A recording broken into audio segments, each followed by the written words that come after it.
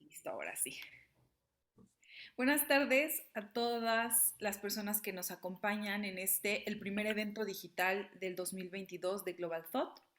Mi nombre es Daira Arana, soy directora general de esta organización. Y bueno, quiero iniciar comentándoles que uno de los objetivos de Global Thought como organización es generar insumos para el análisis y el entendimiento de la realidad internacional que sirvan de apoyo para internacionalistas, estudiantes o egresados, así como personas interesadas en asuntos internacionales.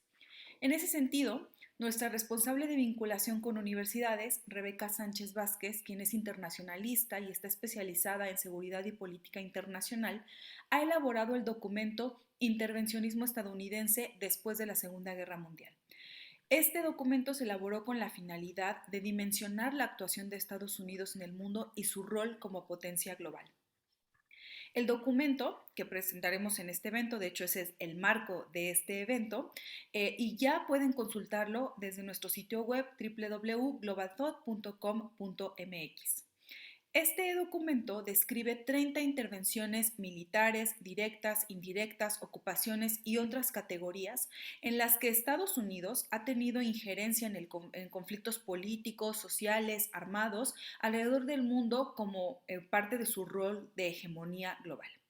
Es un honor también mencionarles que el doctor Jesús Gallegos Olvera, profesor de la UNAM y del Centro de Estudios Superiores Navales, ha escrito un prólogo para este documento que es sumamente interesante en relación con todo el contenido del mismo y que además pues, nos acompaña en este evento para compartirnos algunas de sus reflexiones sobre el papel actual de Estados Unidos en el mundo, sobre todo detallar algunas cuestiones que pudieran salir sobre los recientes hechos y tensiones entre Rusia y Ucrania y cuál podría ser el rol de Estados Unidos en este sentido. Pues para iniciar entonces quiero darle la palabra a nuestra autora, que es Rebeca Sánchez, hasta por 15 minutos para que nos hable un poco de las generalidades del documento y de los hallazgos que haya encontrado en el mismo. Adelante, Rebeca, por favor. Gracias Daira, gracias por la presentación. Saludo a todos y gracias al resto del equipo de Global Thought que hizo posible este evento también. Saludo y agradezco al doctor Jesús que escribió el prólogo del documento. Muy bueno, muy interesante, por cierto, los invito a leerlo con detenimiento. Y pues bueno, como dijo Daira, la finalidad de este evento es más que nada presentar el documento, presentar la estructura, que lo conozcan, y un poco de las conclusiones o los hallazgos más importantes que hubo después de este análisis, ¿no? Les voy a compartir aquí un poquito el documento para que lo vean. Ay, espera.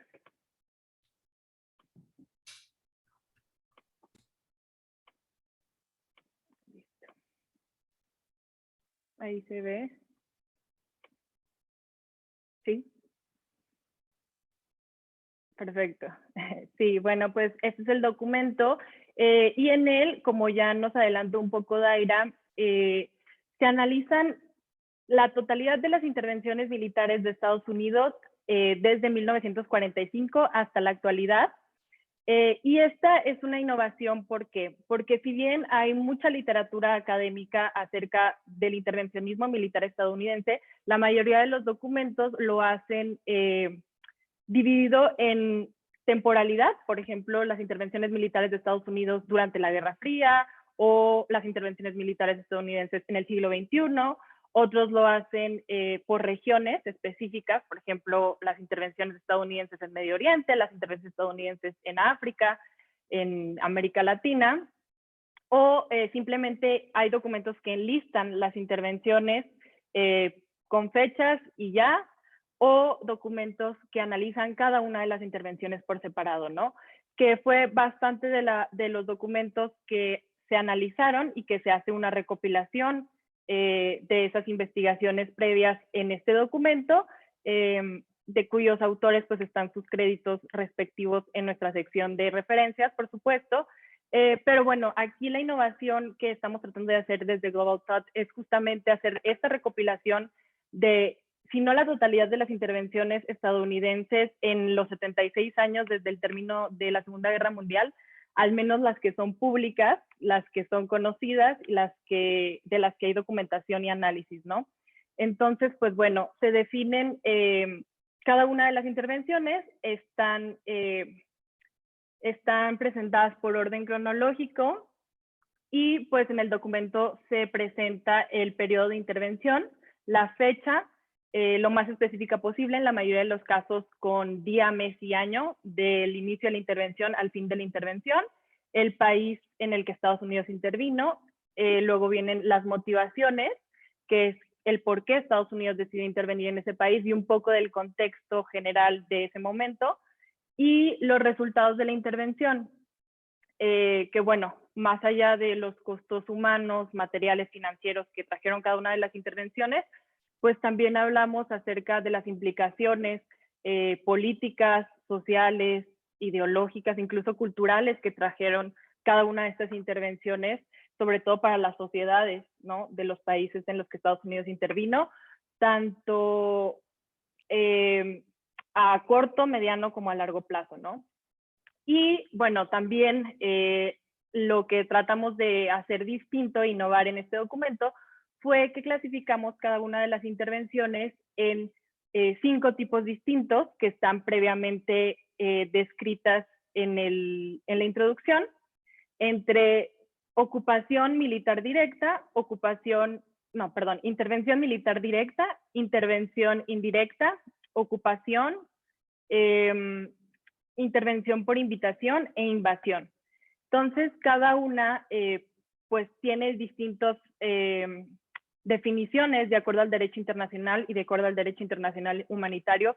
Cada una tiene implicaciones jurídicas distintas y pues creemos que es importante hacer justamente esta diferencia, ¿no?, en cada una de las intervenciones que hay. Como les menciono, pues cada una tiene su clasificación y acá en la introducción están previamente definidas, ¿no? Porque si bien todas pueden clasificarse dentro de lo que es una intervención, pues cada una tiene sus diferencias, ¿no? Una intervención militar directa significa que las tropas directamente llegan al país, están en actividades de combate, pueden ser también bombardeos, ataques aéreos. En cambio, una intervención indirecta es, por ejemplo, cuando hay algún otro tipo de presión, puede ser diplomática, política, económica, como puede ser embargos, o incluso armar, ¿no?, facciones revolucionarias o rebeldes dentro de otros países para causar inestabilidad dentro. En cambio, por ejemplo, una invasión, que podría decirse es meramente la irrupción de las tropas, en este caso estadounidenses, en el territorio de un tercer país, y esta generalmente se define porque es un periodo de tiempo muy corto, pueden ser horas, pueden ser un par de días, y a veces no hay actividades de combate, simplemente la mera presencia de las tropas pues genera esta presión.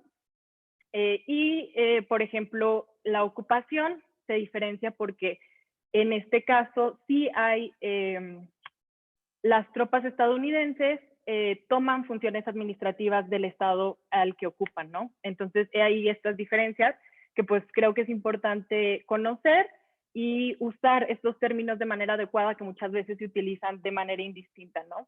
Y de hecho, pues platicarles un poquito mientras voy pasando aquí el documento para que lo vean así a grandes rasgos.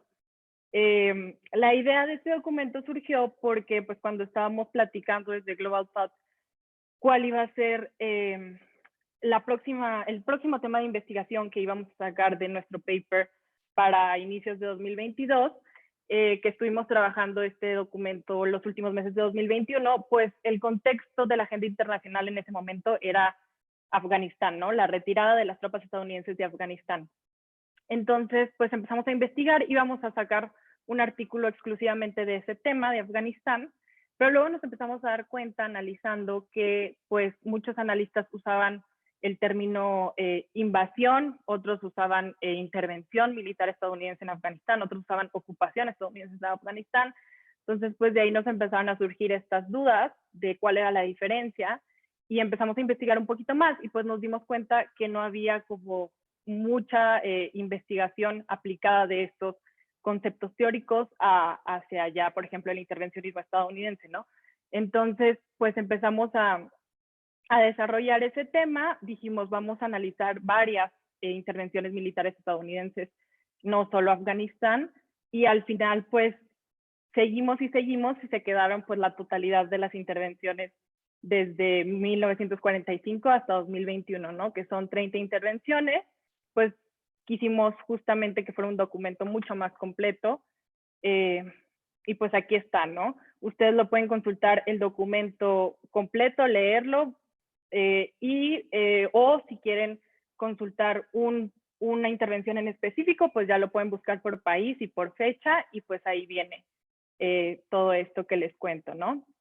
¿Qué más? Y bueno, pues saltándome ya un poquito a las conclusiones, para ir cerrando mi participación,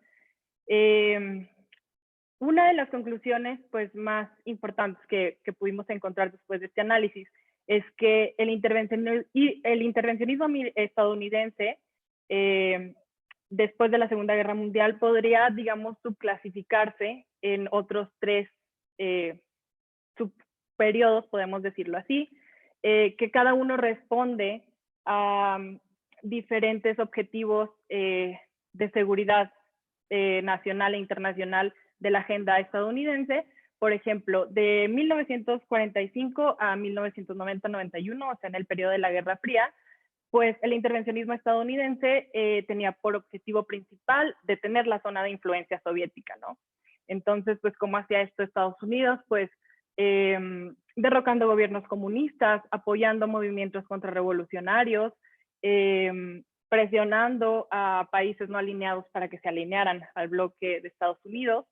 Y pues esto se vio evidentemente principalmente en la región de Asia, por ejemplo, en el caso de Vietnam, de Corea, de Indonesia, en América Latina, que pues geográficamente es una zona de influencia, siempre ha sido una zona de influencia estadounidense, y es muy específicamente en Centroamérica, por ejemplo, en el caso de Nicaragua, de Guatemala, de Panamá, y en el Caribe, por ejemplo, en Cuba, en República Dominicana, en Granada, ¿no?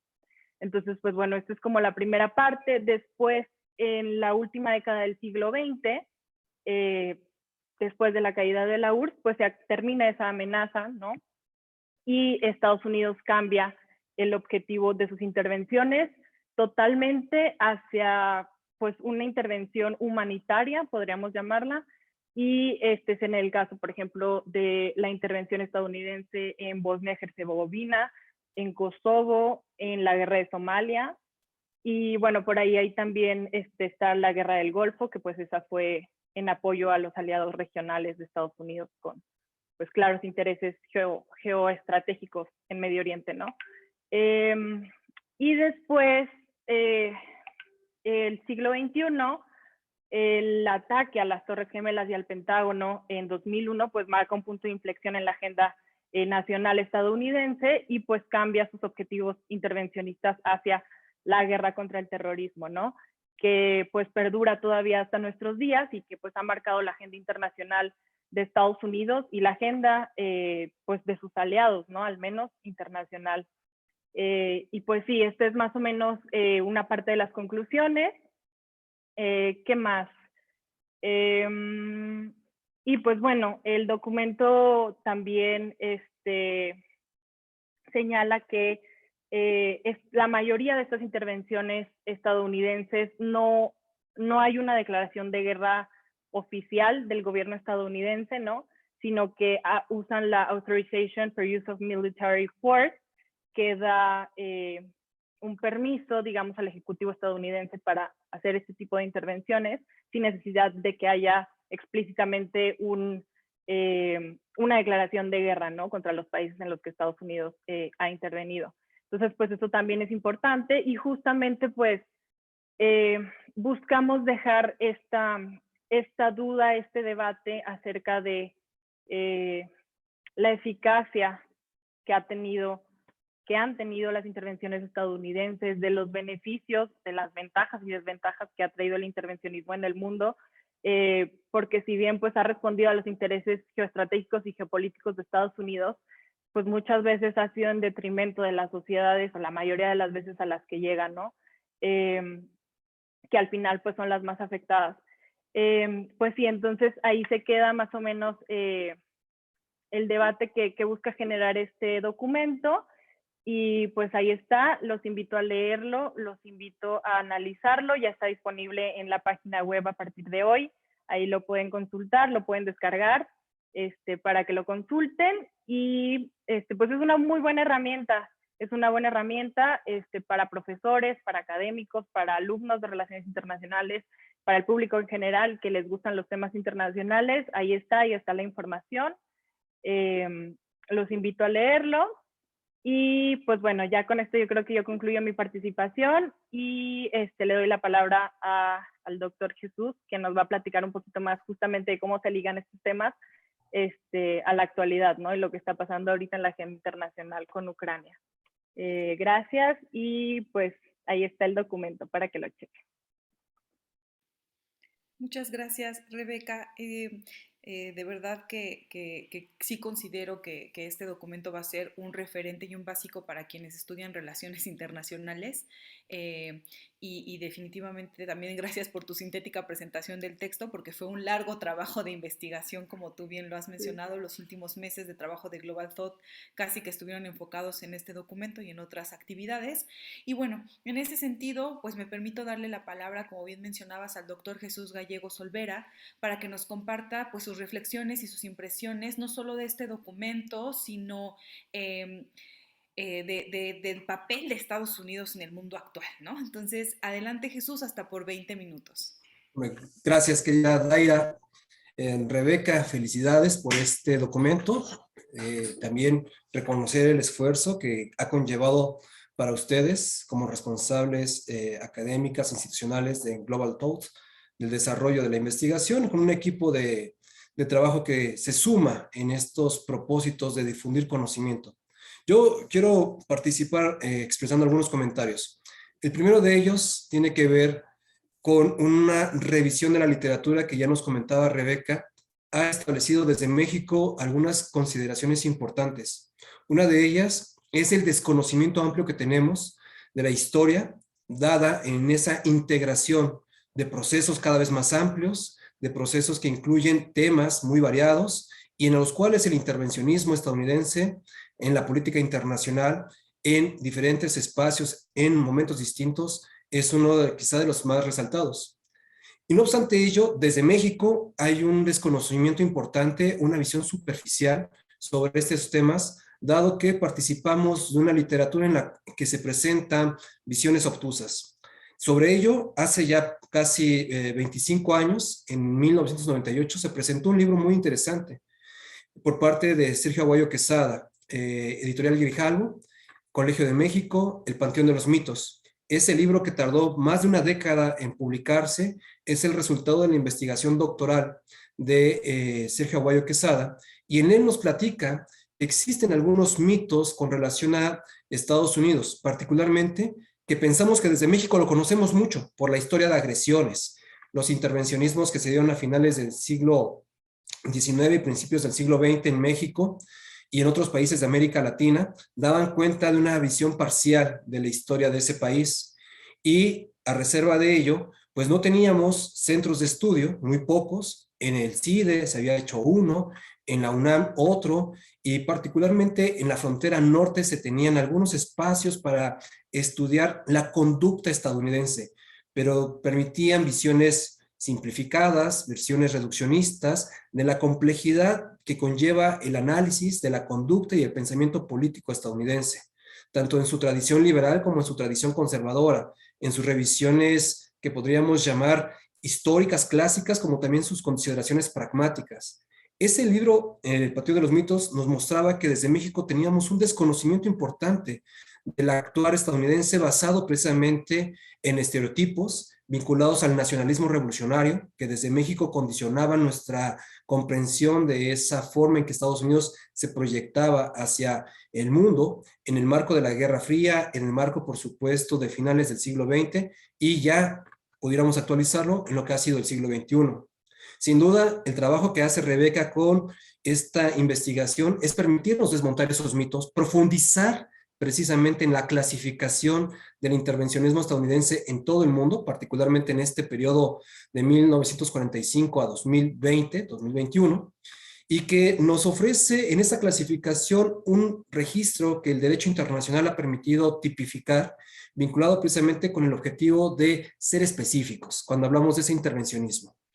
Intervención militar directa, intervención indirecta, invasión, ocupación, intervención por invitación, como se ha dado, y que se acompaña también de una serie de aspectos en los cuales habría la pena que ahondar, dado que el documento es germinal en muchos aspectos. Uno de ellos, por ejemplo, cuando Estados Unidos lleva a cabo ese intervencionismo de manera unilateral, en principio, o cuando lo hace de manera multilateral. Muchos casos así están establecidos. En el siglo XXI vemos un multilateralismo ad hoc en el marco de la intervención que se dio en Irak y en Afganistán, pero también hemos visto acciones unilaterales en Haití, en un momento, en Guatemala, las vimos en Panamá, sin ese consenso internacional. Esa misma revisión se acompaña de una serie de discusiones sobre las causas. El documento es bastante interesante en comenzarnos a perfilar esas causas. Si se dan para dar cuenta de un golpe de Estado, para cambiar gobiernos, para establecer, por supuesto, apoyo a aliados, para la defensa de intereses corporativos. Esa tipología que permite explicar más adelante en profundidad por qué se da ese intervencionismo. No deja de tener una justificación. El que no nos guste el por qué se da el intervencionismo es otro tema. Sin embargo, hay una justificación al interior que también se acompaña de algo que el documento nos permite perfilar. Si se da en condiciones de fortalecimiento de una administración que al interior de Estados Unidos pasa o va a pasar por un proceso electoral, o si se da también como consecuencia de la derrota de esos procesos electorales.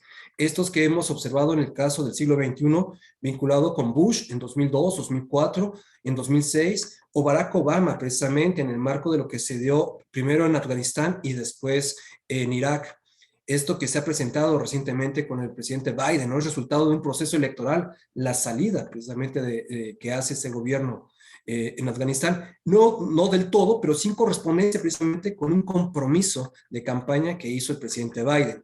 De esa manera encontramos una serie de aspectos en donde el documento nos permite romper con esos mitos de que creíamos saber las causas del intervencionismo estadounidense cuando en realidad apenas si avisorábamos algunas de las mismas y de manera superficial. En este sentido, la invitación para que internacionalistas, politólogos, tomadores de decisiones, interesados en estos temas comprendan la importancia de esta conducta estadounidense.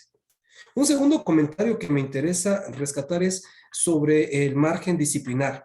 Desde luego, hemos comentado que desde las relaciones internacionales tendría una recepción significativa, pero los historiadores también en algún momento ya podrían sumarse a la revisión de este documento, principalmente a estos que ven en los procesos de largo aliento continuidades o cambios que vale la pena establecer, los estudios de futuro que nos permitan en un momento de prospectiva identificar hacia dónde se dirigen esas tendencias del intervencionismo estadounidense en el siglo XXI, atendiendo la experiencia histórica. O por qué no mencionarlo también desde la seguridad nacional, explicar las causas del intervencionismo en función de esta condición polisémica, cambiante de la amenaza, del enemigo, del adversario, y en la cual, desde luego, Estados Unidos es un referente importante.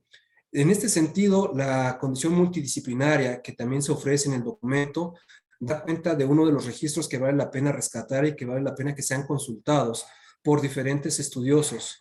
Inclusive podríamos mencionar, nos faltan algunos datos, sin embargo ya están en principio señaladas algunas sugerencias para ello. Desde el ámbito económico, ¿cuánto han costado estas intervenciones? ¿Cómo han repercutido las mismas en la economía, tanto estadounidense como de la región o a nivel mundial cuando se llevan a cabo? Se ha hecho una máxima de que la economía de guerra finalmente llega en condiciones de crisis, pues la crisis es parte de una circunstancia que hemos observado durante décadas. Este siglo no ha sido la excepción y quizá la guerra que estamos observando obedece a una crisis, en este caso, vinculado a aspectos de carácter estructural sistémico, pero en específico los conflictos que se ven en los próximos meses y años podrían ser resultado de la crisis económica que es efectuada o tiene como efecto la pandemia por COVID-19 o que es resultado de todo ello. En este sentido, me parece que los economistas también nos ayudarán a fortalecer estos estudios y desde luego desde la administración pública, ¿cuánto implica esto en términos de un reordenamiento de las capacidades militares que tienen Estados Unidos y otros países? Y que desde la ciencia política, el derecho, por ejemplo, también se acompaña de una modificación. Rebeca lo comentaba y lo escribe en el documento. El derecho internacional nos da una pauta, un parámetro para dar cuenta de la clasificación de estas intervenciones, pero muchas de ellas, dado el desarrollo científico y tecnológico, quizá han separado y superado por mucho esas definiciones de la parte ortodoxa.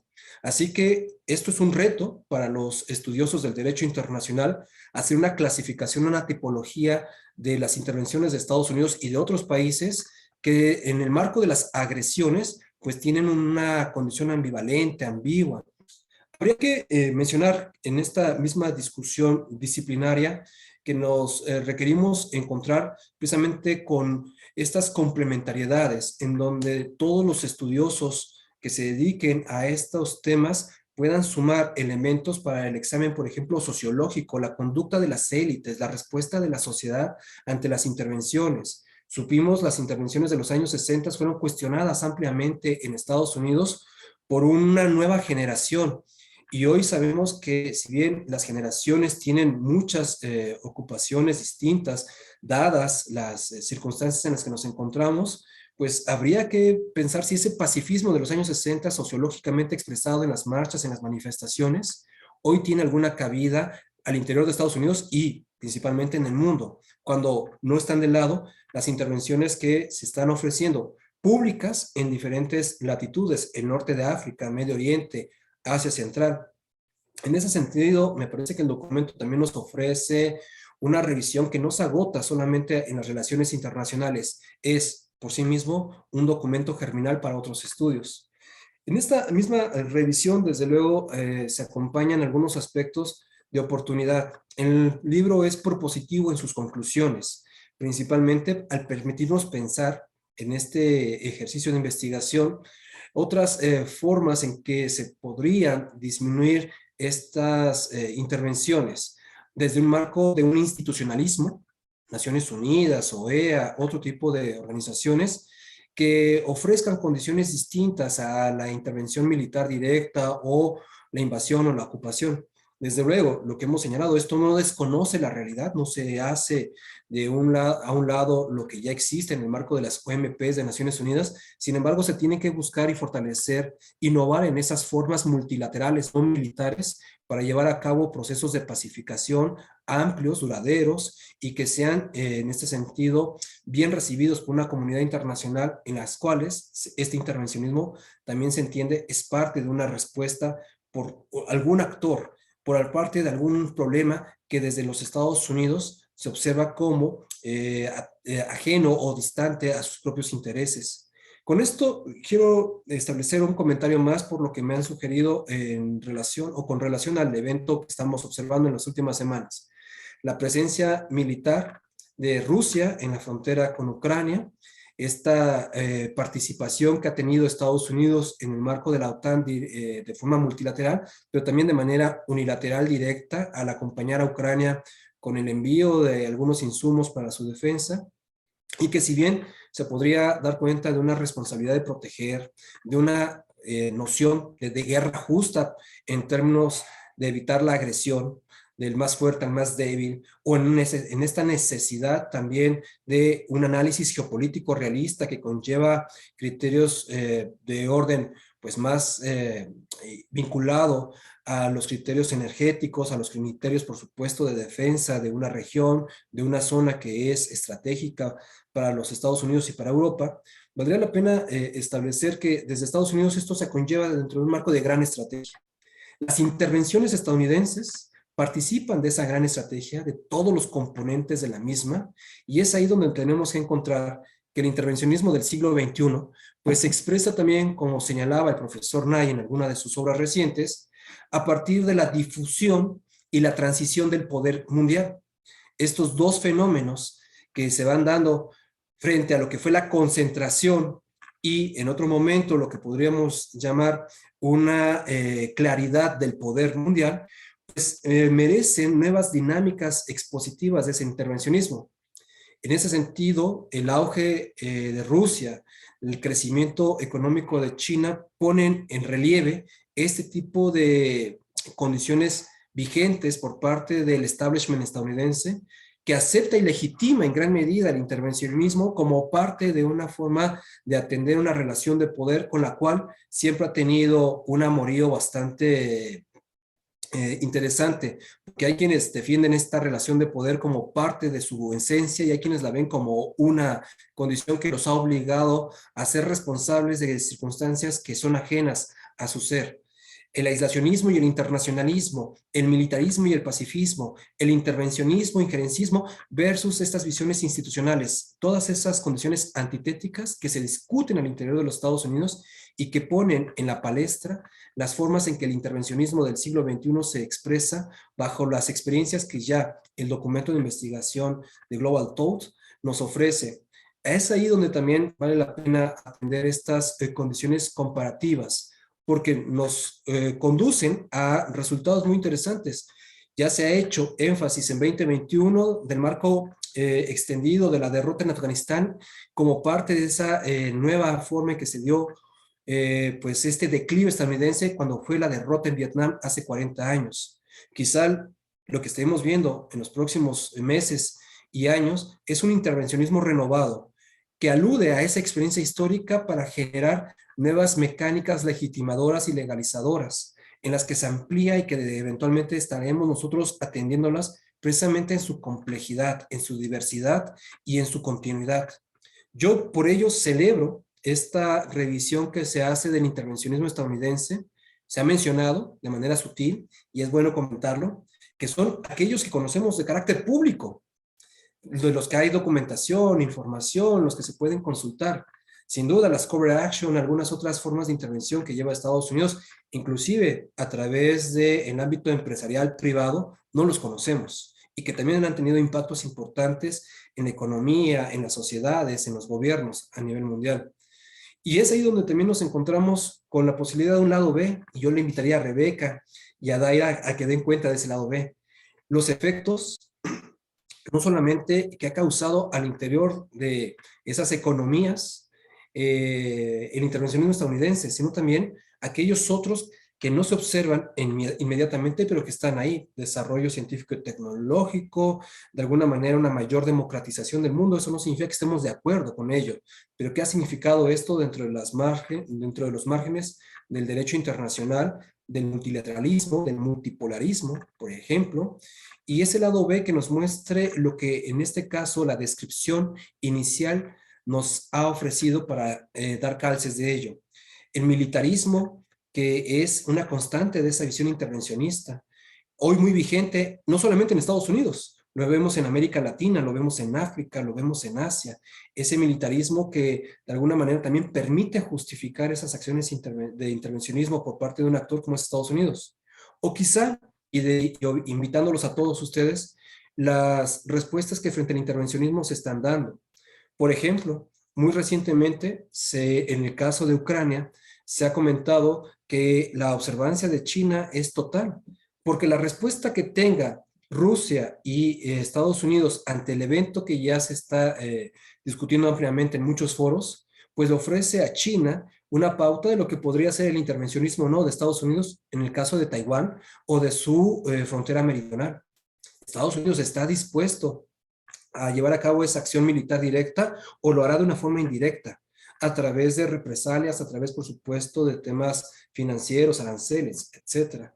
Y da una respuesta muy interesante este seguimiento, porque no es el único país. Es decir, nos encontramos con que estas pautas de la intervención estadounidense, cuando había una concentración de poder, una claridad del actor hegemónico, hoy, frente a la difusión y transición del poder, pues nos muestran la necesidad de entender el calce y alcance de estas intervenciones. Concluyo diciendo que el documento me parece que debe no solamente ofrecernos estas reflexiones iniciales, sino que nos da también condiciones para un debate, para una discusión en la cual habremos de sumar otros elementos, otros criterios. Y uno de ellos, que para mí es de la mayor importancia, tiene que ver, por supuesto, con el ámbito tecnológico. Ese intervencionismo, ¿cómo se va a dar ahora en el ciberespacio? ¿Cómo se va a dar, por supuesto, en otras condiciones en las que, desde luego, Estados Unidos ya y otros países han comenzado a participar? Sin duda nos dejan muchas inquietudes, muchas notas, estas lecturas, y yo comparto con Daira, con Rebeca, el celebrar que desde México tengamos oportunidad de llevar a cabo estos estudios con mayor rigor, con mayor seriedad científica, analítica, y que estos trabajos nos permitan disminuir en algún grado aquello que Sir Aguayo llamaba el panteón de los mitos, ese donde vemos todo bajo una simplificación de hechos que en realidad, como lo ha mostrado este documento en la investigación, es más compleja y por lo tanto requiere mayor atención. Gracias. Muchas gracias, Jesús, por tus comentarios y por tu intervención. Como siempre, nos dejas importantes preguntas y reflexiones que seguramente, no solamente desde Global Thought, vamos a tomar en cuenta, sino que también pueden ser de utilidad para las y los internacionalistas o politólogos, sociólogos o cualquier otra disciplina de las ciencias sociales con este enfoque internacional, que nos estén sintonizando o que vean el evento después, pudieran desarrollar en sus trabajos de investigación profesional, ¿no? Siempre es importante empezar a llenar esos huecos que las investigaciones tienen y que tú bien detallas y que puede ser una gran oportunidad para todos ellos. Con esto, pues hemos llegado al final de este evento. Era un evento simplemente para presentarles tanto las percepciones de Jesús sobre el documento y sobre el tema, así como que Rebeca, como autora del mismo, nos presentara los hallazgos que consideró más relevantes del mismo. Este documento, que lleva como título Intervencionismo estadounidense en el mundo después de la Segunda Guerra Mundial, que ya pueden consultar, como les hemos comentado, desde el sitio web de Global Thought, pues va a estar ahí ya disponible para cualquier momento que ustedes gusten consultarlo. Les agradecemos mucho que nos hayan acompañado en este evento, así como las consultas y las descargas que hagan de este mismo documento. También aprovecho para recordarles seguir a Global Thought en todas nuestras redes sociales y consultar nuestro sitio web para conocer lo que sucede en el mundo a través de nuestra sección Agenda Global, que se actualiza los lunes, los miércoles y los viernes, y también que puedan leer un poco de los análisis y de las opiniones que diversos investigadores han publicado en nuestro sitio web, y claro está, pues que nos sigan acompañando en futuros eventos. Muchísimas gracias, buen fin de semana a todas y todos y hasta la próxima. Gracias. Bye, bye.